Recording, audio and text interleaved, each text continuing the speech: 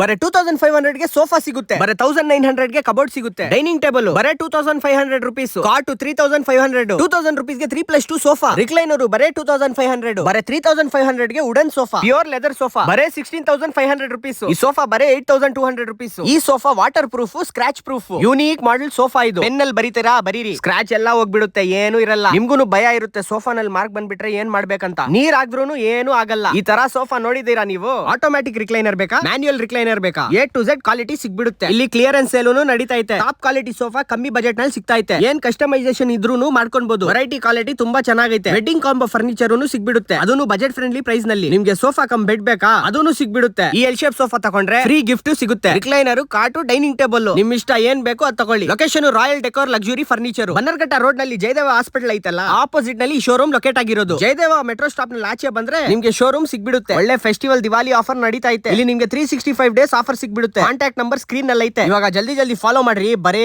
ನೋಡೋದಾ.